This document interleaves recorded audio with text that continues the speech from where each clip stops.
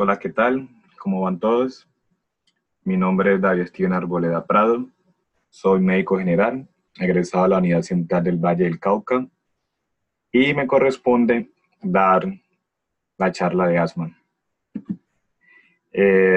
Pues siempre antes de que se realice el CUMI se realiza un ciclo de capacitaciones. Esta vez su 10ª versión se realizará en el municipio de Murillo, en Tolima.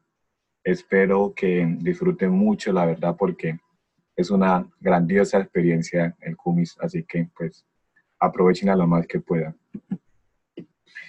Para esta conferencia, pues la idea es de que eh, tengamos como que los conceptos más claros. No es hacer como una conferencia tipo residentes o fellow. La idea es de que tengamos los conceptos claros y que se puedan aplicar en un primer nivel de atención, como lo es pues la intención de el CUMIS. La mayoría de la información la obtuvimos de las guías GINA, que es la Iniciativa Global para el Asma, y dos reviews, uno de JAMA y otro de Lancet. Básicamente toda la información proviene de estas referencias.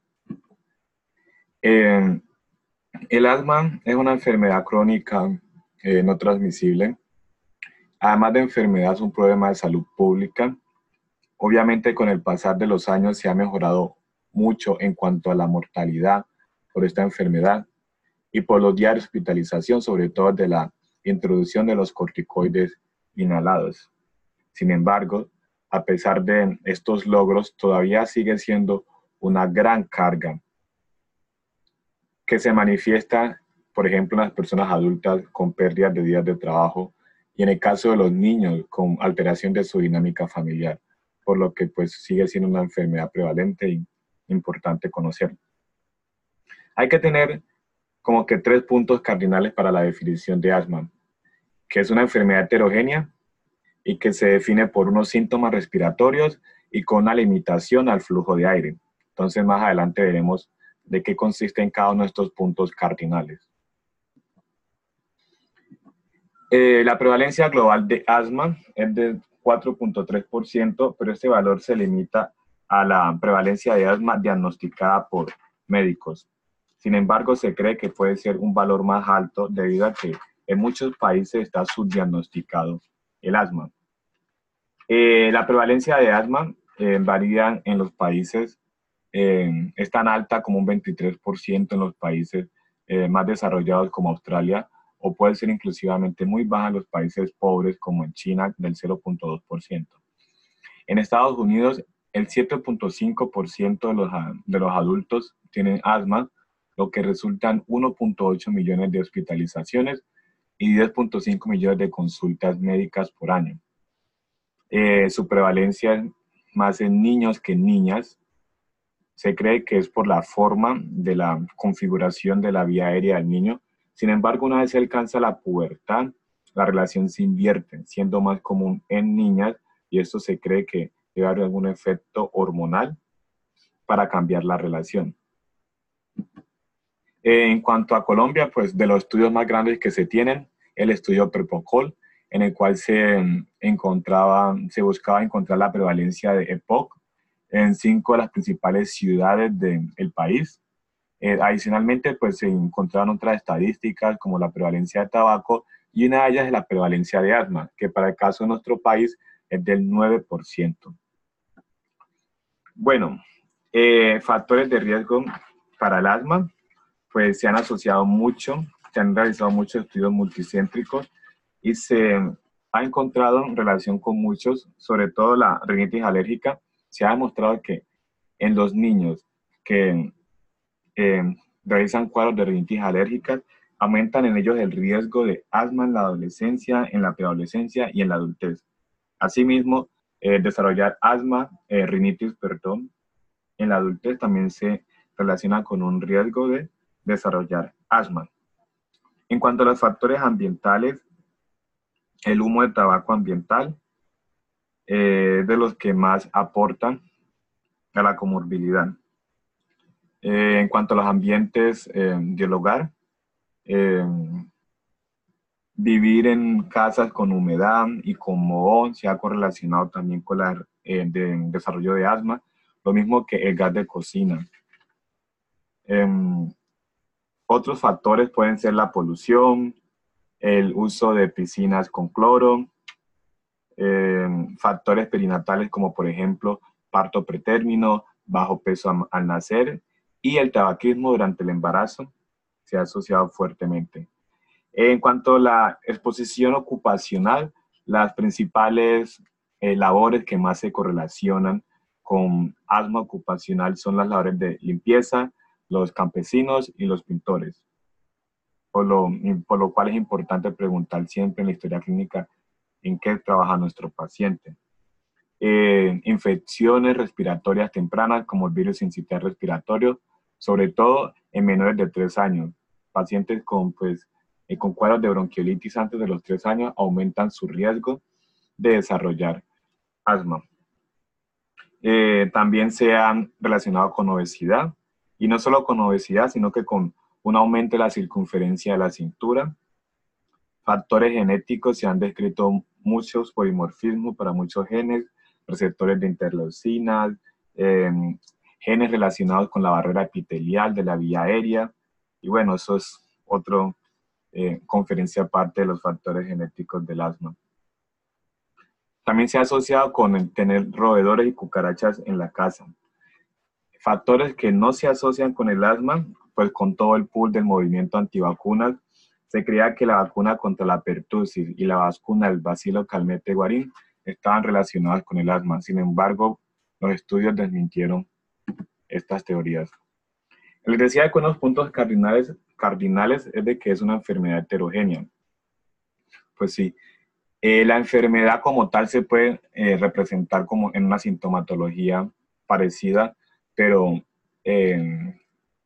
la fisiopatología puede variar, por lo cual puede variar la clínica. ¿Por qué es importante como subdividir el asma en fenotipos? Se ha visto de que a la hora del tratamiento, encauzar a los pacientes en diferentes grupos nos permiten hacer una mejor aproximación en cuanto a tratamiento y pronóstico de estos pacientes. Porque del fenotipo viene el endotipo, que es como el mecanismo fisiopatológico de la variedad de asma. Entonces, teniendo en cuenta el mecanismo fisiopatológico, algunas terapias sirven o no para algunos pacientes. Sin embargo, hoy en día no hay como un consenso en cuanto a los fenotipos de asma. De hecho, hay muchos artículos que hablan de diferentes formas de clasificarlos. Realmente la GINA como que tiene como los más conocidos. Hablamos el asma alérgica.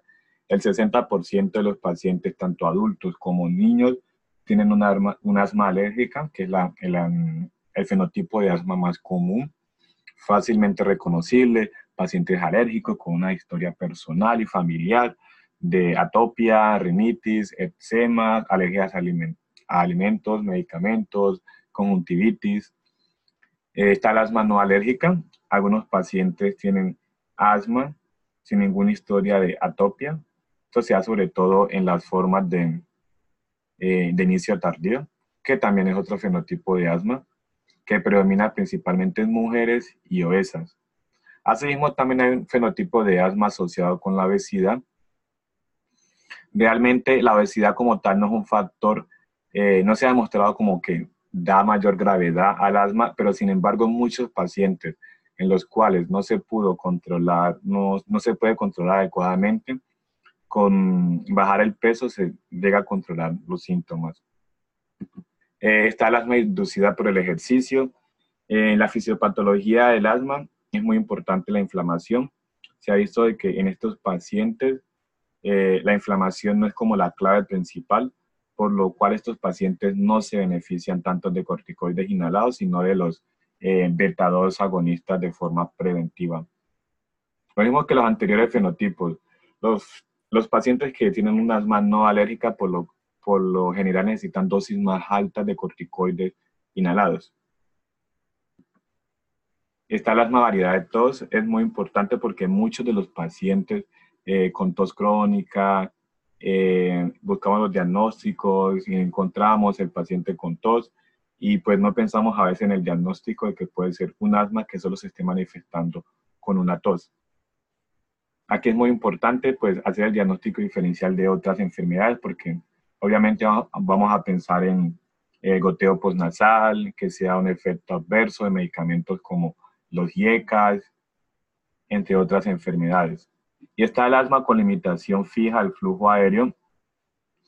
Aquí la clave del asma es de que la función, o sea, el flujo de aire varía entre un mes, entre un día a otro, después de darle tratamiento.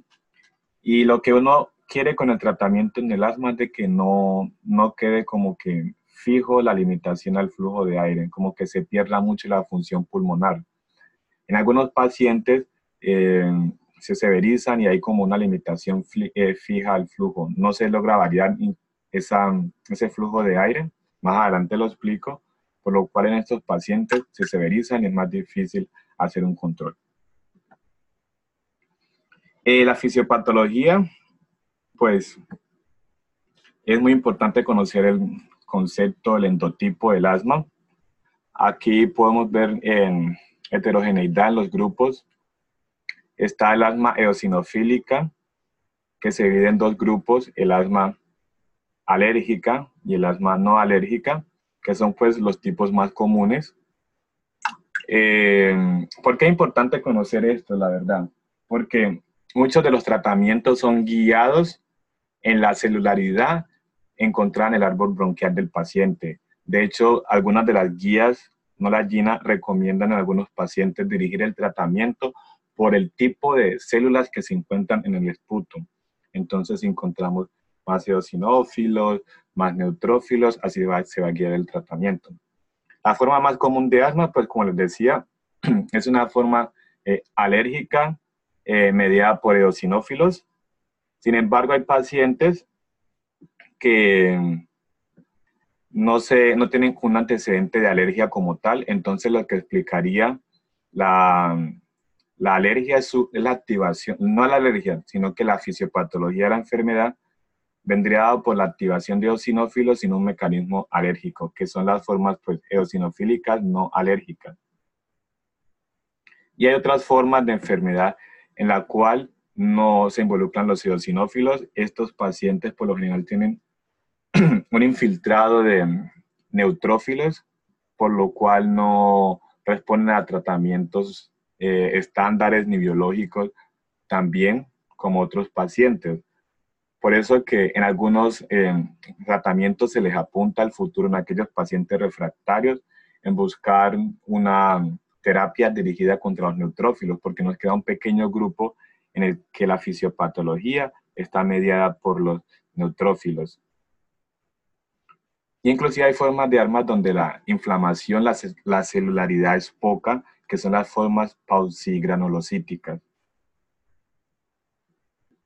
Bueno, entonces, para explicar un poquito la parte de del asma alérgica, porque en ello es basado el tratamiento y pues es la forma más común. Ustedes saben de que existe una sensibilización al asma. Los alergenos, hay predisposición genética a responder a ciertos alergenos, hay predisposición genética por el daño a la barrera epitelial. Estos alergenos hacen de que se sensibilicen las células presentadoras de antígenos que presentan sus antígenos a una célula T nativa. Esta célula T nativa se va a diferenciar en una célula tipo TH2 que a su vez va a estimular a una célula beta para que se convierta en una célula plasmática que produce solamente inmunoglobulina E específica para el alergeno. Este alergeno se ubica en la membrana del mastocito, un receptor para IgE específica y que va a producir unos mediadores. Eso ocurre en la sensibilización para un alergeno. Ya una segunda ocasión, este alergeno ya pasó todo el proceso de sensibilización, pues vemos que las TH2, las células TH2 se activan Produce interleucinas proinflamatorias como la interleucina 3 y la interleucina 4. La interleucina 4 en la célula B hace que produzca el tipo de inmunoglobulina específica, o se hace el cambio de isotipo. Esta célula beta se va a especializar en producir inmunoglobulina E específica para ese alergeno. Ese alergeno se va a ubicar en el mastocito, que va a producir una degranulación que va a liberar interleucina 5 y va a producir histamina y leucotrienos. A su vez, esta interleucina 5 activa a los eosinófilos, que va a producir unas proteínas citotóxicas. Esto se traduce en inflamación de la vía aérea, en el caso de una inflamación eosinofílica. Hay una hiperrespuesta a la vía aérea y una broncoconstricción, que es lo que nos da la obstrucción al flujo de aire. Y todo esto con el tiempo, sin el tratamiento, termina la remodelación del aire. Esto es más o menos el mecanismo que se subyace en el paciente con un asma de un fenotipo alérgico. Desde la sensibilización hasta en otras ocasiones posteriores, el paciente hiperresponde a los alergenos. Es importante tener este concepto porque entendiendo la fisiopatología, podemos entender cómo actúan los diferentes medicamentos dados. En algunos pacientes en el cual no existe un alergeno como tal, el asma no es alérgica, se cree que ciertos microorganismos o partículas contaminantes del medio ambiente activan unas células especiales que son las células ILC2, que son unos tipos de células linfocíticas. Estas células se van a diferenciar y van a producir interleucina 5, por lo tanto, van a activar los neutrófilos. Entonces vemos de que muchas vías convergen en la interleucina 5 y veremos más adelante que la interleucina 5 es un target para pues, muchos medicamentos biológicos. Entonces, esta vía acá nos explica el asma alérgica eosinofílica, y esta vía nos explica aquellos pacientes que tienen un asma con una inflamación eosinofílica, pero que no son desencadenadas por alergias o alergenos como tal. En cuanto al otro grupo, que son los pacientes que tienen un asma con una infiltración no eosinofílica, sino de neutrófilos, pues no se entiende muy bien cómo se inicia todo este proceso.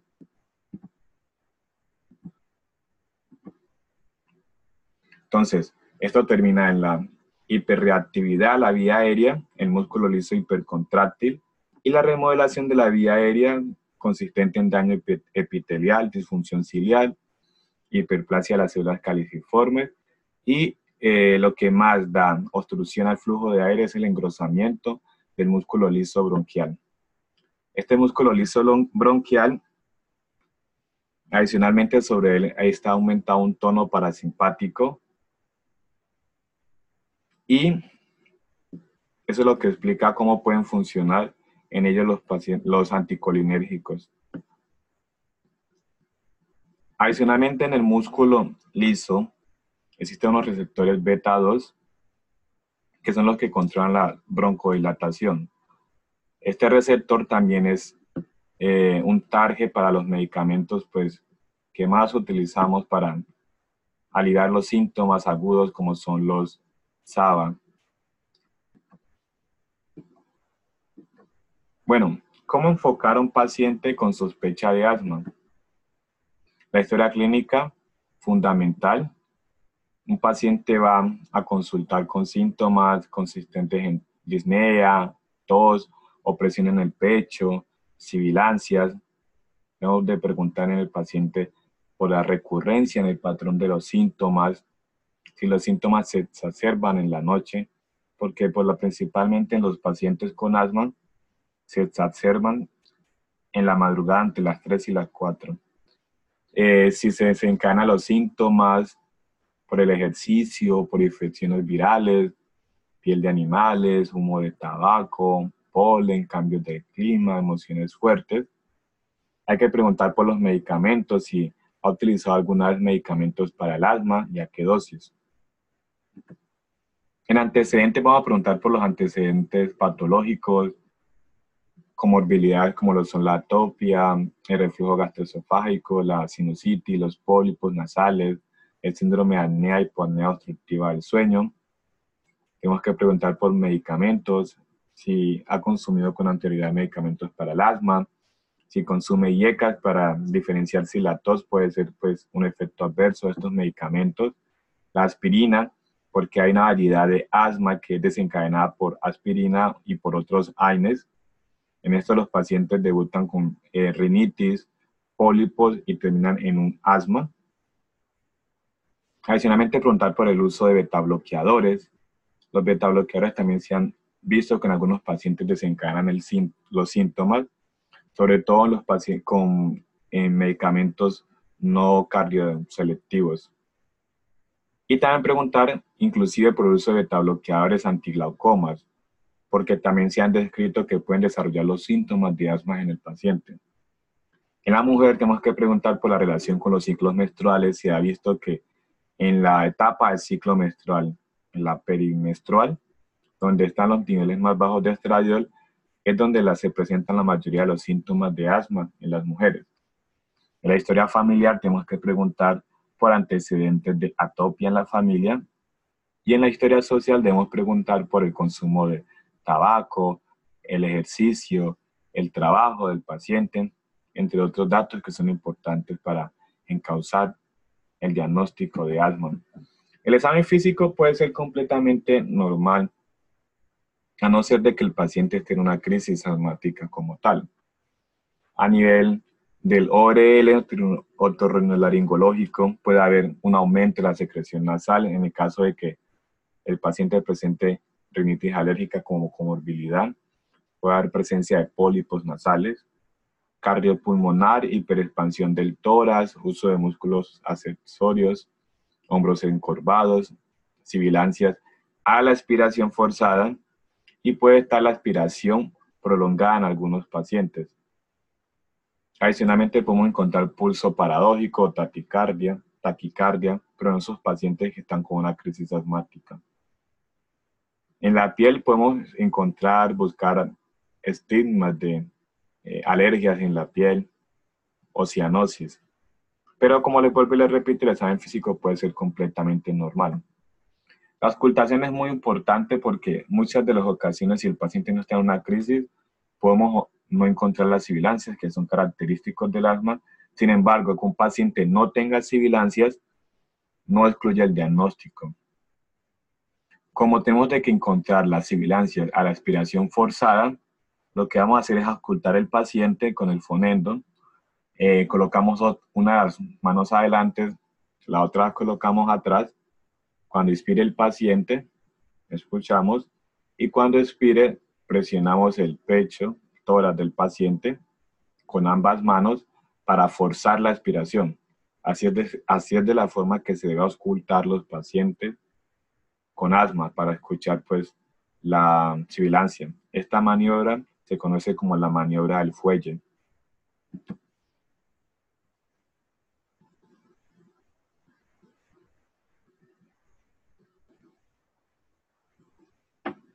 Y así es más o menos como se escuchan las sibilancias. En algunos pacientes, el auscultar estertores u otros ruidos respiratorios disminuye la posibilidad de que sea asma.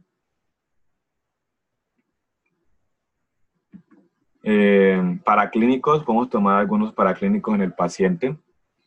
El hemograma nos puede revelar una eosinofilia. En pacientes con eosinofilos mayor a 300 son fuertes candidatos a terapias con antiinterleucina 5. Podemos tomar la IgE sérica total, que se encuentra elevada en los pacientes con un asma atópica. Podemos, digamos, en algunos pacientes que son alérgicos, realizar prick test o IgE específica. Realmente las guías recomiendan realizar los prick test porque son más costo efectivos que la IgE específica. Al realizar esto podemos, digamos, guiar a un paciente pues, para evitar los alergenos o terapias de exposición. La fracción excretada de óxido nítrico está cobrando hoy en día también mucha importancia. El óxido nítrico en las células del árbol respiratorio se produce tanto por las células naturales o por células inflamatorias. Se ha visto que este radical libre en la inflamación es producido por las óxido nítrico sintetasa, por lo cual, al ser un radical libre, difunde libremente. Entonces nos dice indirectamente qué tanta inflamación hay en el paciente. Y adicionalmente nos puede decir qué tanto está respondiendo un paciente a los corticosteroides. De hecho, se les había hablado que hay guías que recomiendan el tratamiento guiado por el esputo del paciente. Hay otras guías que recomiendan el tratamiento guiado por la feno en los pacientes. Cuando un paciente tiene una feno mayor a 50 partículas por billón, esto para pacientes mayores de 12 años, se cree que es un paciente de que va a necesitar un mayor control del tratamiento. En cuanto a la radiografía de tórax, pues la verdad no tiene mucha utilidad, no hay como una imagen específica que nos diga el paciente tiene asma. Sin embargo, se puede utilizar para descartar otras entidades, neumonías, enfisemas. En algunos pacientes podemos encontrar el aplanamiento de los espacios intercostales, podemos encontrar un aumento del espacio retroesternal y un aplanamiento del diafragma. Pero como les digo, no hay una imagen específica en la radiografía de tórax, ni siquiera en el scan de un paciente con asma. Entonces, los otros dos puntos cardinales para la definición de asma son los síntomas respiratorios más una limitación variable al flujo de aire expiratorio. Miremos qué es eso. Historia de síntomas tipo sibilancias, falta de aliento, opresión en el pecho y tos que varían con el tiempo y con la intensidad. Hay ciertas situaciones que nos aumentan la probabilidad de que esta presentación de síntomas sea asma. Por ejemplo, de que los síntomas empeoren por la noche o temprano en la mañana, entre las 3 y 4 de la madrugada, como les decía. Que los síntomas varíen con el tiempo y con la intensidad. Que el paciente presente más de uno de estos conjuntos de síntomas. Y que los síntomas tengan un desencadenante como tal identificado por el paciente o su familia.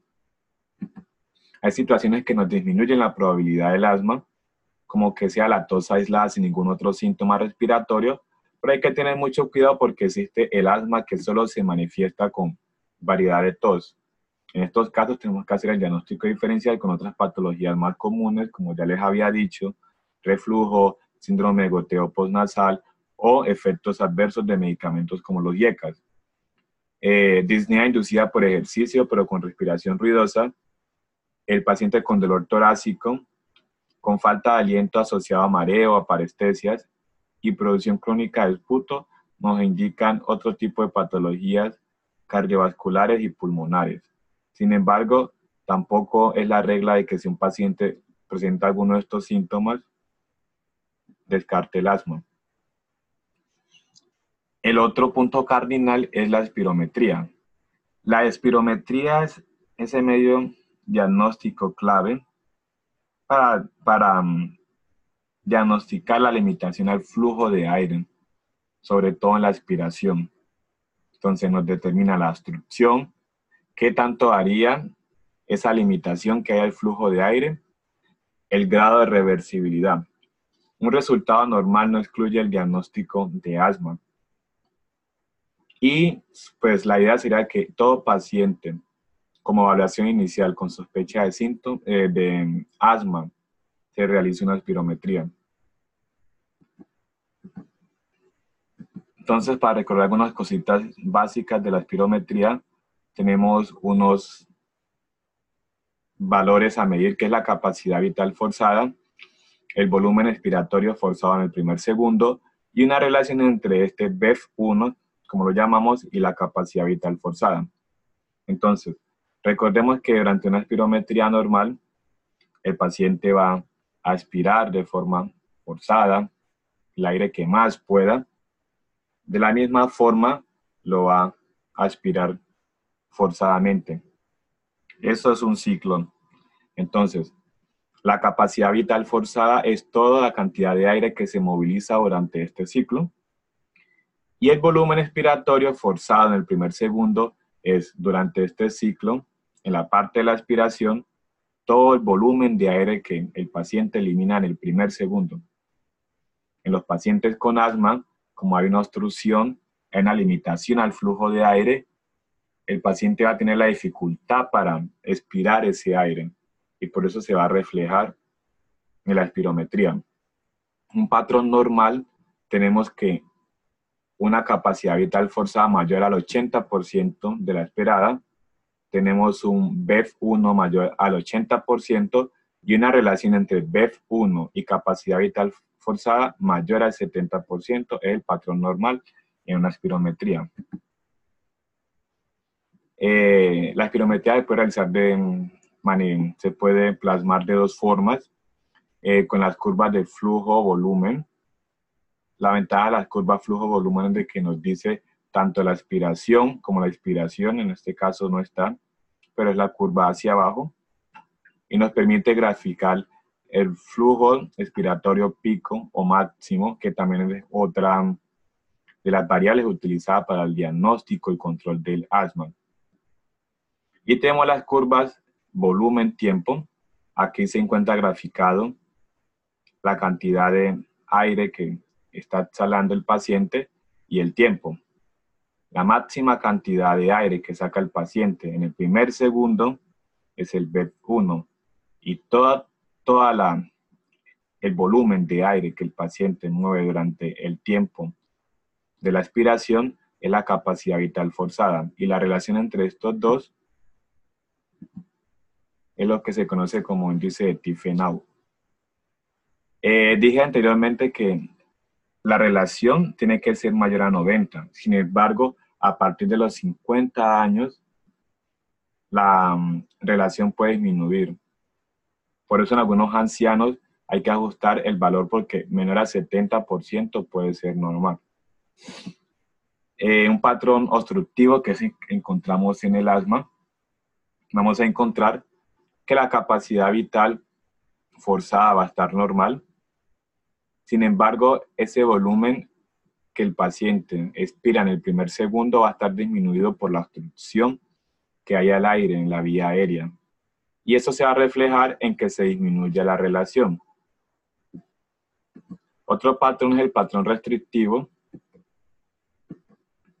Entonces, aquí estamos viendo las curvas de flujo-volumen de un paciente con un patrón obstructivo, típico de los pacientes con asma, y EPOC. Vemos que la curva flujo-volumen, comparada con la anterior, tiene una concavidad, lo que representa la limitación al flujo de aire que está.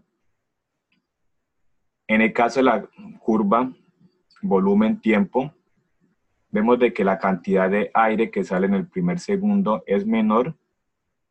Sin embargo, la capacidad vital forzada es la misma. Este patrón anormal, el patrón obstructivo, puede ser encontrado en pacientes con asma o en EPOC. Se debe realizar la prueba de broncodilatación para diferenciarlos. ¿Por qué? En el paciente con asma hay una reversibilidad de esa obstrucción posterior al uso del broncodilatador, cosa que no encontramos en el paciente con EPOC. Eso es una manera de diferenciarlos. Sin embargo, como les decía, hay un tipo de pacientes en el cual no hay una reversibilidad en esta limitación al aire con el broncodilatador, que se conoce como la variedad de asma con limitación fija al flujo de aire y lo que nos hace un diagnóstico más difícil pues, de diferenciarlo del EPOC. La reversibilidad es medida cuando, posterior a la inhalación de 400 microgramos de un SABA como el salbutamol, se consigue un aumento de más de 200 mililitros en la BEF1 o mayor al 12% desde el valor de base. Solo para recordar un poco, el patrón restrictivo, que es de algunas enfermedades como la enfermedad pulmonar intersticial, El problema aquí es la distensibilidad, por lo cual la capacidad vital forzada va a estar disminuida, lo mismo que el BEF1. Como ese pulmón no se distiende bien, la capacidad de aire que se va a movilizar va a ser menor. Por lo tanto, ambos valores van a estar disminuidos. Sin embargo, al estar disminuidos ambos, la relación se conserva. Pero pues no es la intención hablar en asma de un patrón restrictivo. Aquí podemos ver una curva flujo-volumen inicial en algún paciente y posterior al uso de un broncodilatador vemos cómo mejora la función pulmonar. Esta es la curva pre-broncodilatador y la azul clarita es la después del uso de salbutamol. Si mejora mayor a 200 mililitros o más del 12%, es una prueba positiva y el paciente tiene un patrón obstructivo con una prueba de broncodilatador positiva, lo que nos da un diagnóstico pues, de asma. Contrario en el caso de que si no hay reversibilidad, tendremos probablemente un diagnóstico de POC. Aquí hay una tabla que resumen los patrones. También podemos encontrar un patrón mixto que es una mezcla de los dos encontrado en otras enfermedades. En cuanto a qué nos dice la guía GINA sobre el diagnóstico de esa limitación al flujo aéreo, pues la principal es la espirometría, que se haga un diagnóstico, un patrón obstructivo y que se encuentre la variabilidad de esa función pulmonar, por ejemplo, entre consulta y consulta, o por ejemplo, la guía nos dicen de que posterior a las 4 semanas de iniciado un tratamiento, un paciente con una función pulmonar menor y después de esas 4 semanas mejore la función, se puede confirmar de que hay una limitación variable al flujo de aire respiratorio. Otras formas es el test de postbroncodilatación, que sea positivo, que ya lo expliqué. Está la variabilidad excesiva en el pico del flujo expiratorio, así como se usa la BEF1, otro parámetro es la PEF, que es el flujo máximo que se puede lograr durante la espirometría, que está graficado anterior. Se puede ver solo en las curvas de flujo-volumen. En algunos pacientes que son crónicos, hay ciertos flujómetros manuales, caseros, perdón, que se utiliza para hacer un control estricto de estos pacientes. Sin embargo, no es tan confiable como la espirometría. Pero eso es lo que se dice. Sin embargo, no hay como un estudio que nos diga que hay una comparación entre estas dos técnicas para diagnosticar la limitación al flujo del aire. Otros son los test de provocación bronquial. Algunos pacientes con asma tienen la función pulmonar normal. No va a encontrar un patrón obstructivo, sino que encontramos un patrón normal. En este caso, lo que se hace es un test de provocación bronquial. Se utiliza una sustancia como la metacolina, que lo que va a hacer es inducir la broncoconstricción de este paciente. Si hay una caída de más de 200 mililitros o más de 12% de la función pulmonar, se considera que la prueba es positiva. Lo mismo con los test de ejercicio. Por lo general se realizan los test de provocación bronquial en adultos y los test de ejercicio en los niños. Está la oscilometría de impulso.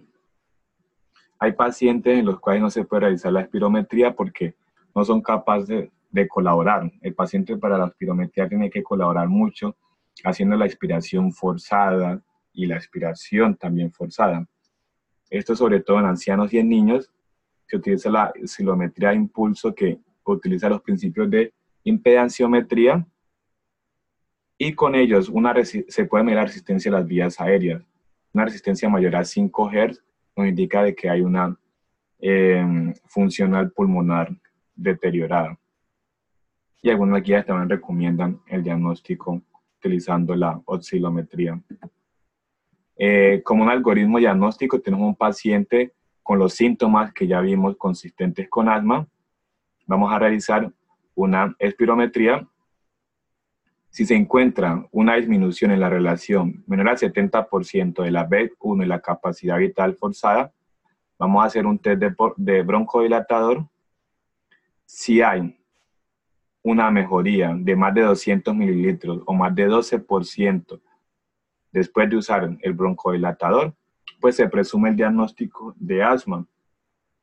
Si el test por broncodilatador es negativo, lo que podemos hacer es de considerar un diagnóstico diferente o una forma severa de asma,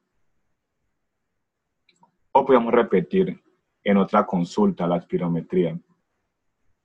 En aquellos pacientes que les decía donde la relación está en el límite inferior o puede ser normal para la edad, podemos repetir, considerar realizar un test de provocación bronquial, como lo es con metacolina.